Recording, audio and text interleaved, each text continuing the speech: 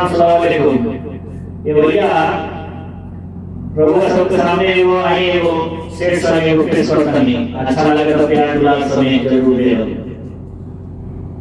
तू तो दुबई में भेज के हमके तू दूसरे तू पा गइलू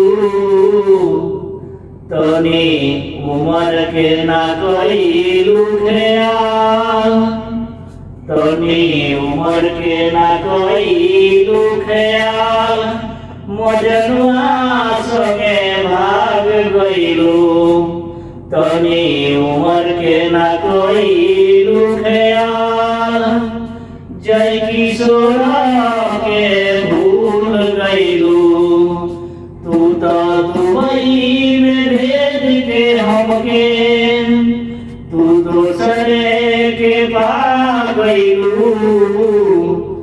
तू उमर के ना कइलू ख्याल तनी उमर के ना कइलू ख्याल मजनुआ संगे भाग गइलू। अस्सलाम वालेकुम। ये भैया प्रभु का सबके सामने वो आए वो शेर समय वो पेश करता नहीं अच्छा लगे तो प्यार दुलार समय जरूर दे। तू तो दुबई में भेज के हमके तू दूसरे तू पा गइलू तनी उमर के ना कइलू ख्याल तनी उमर के ना कइलू ख्याल मजनुआ संगे भाग गइलू तनी उमर के ना कइलू ख्याल जय किशोर के भूल गइलू तू तो दुबई में भेज के हमके तू दूसरे के पा गइलू तू उमर के ना कइलू ख्याल तनी उमर के ना कइलू ख्याल मजनुआ संगे भाग गइलू। अस्सलाम वालेकुम।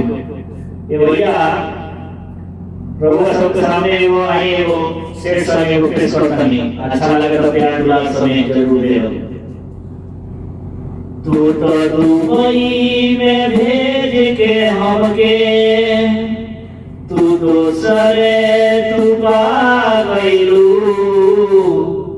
तनी उमर के ना कइलू ख्याल तनी उमर के ना कइलू ख्याल मजनुआ संगे भाग गइलू तनी उमर के ना कइलू ख्याल जय किशोर के भूल गइलू तू तो दुबई में भेज के हमके तू दूसरे के पा गइलू तू उमर के ना कइलू ख्याल तनी उमर के ना कइलू ख्याल मजनुआ संगे भाग गइलू।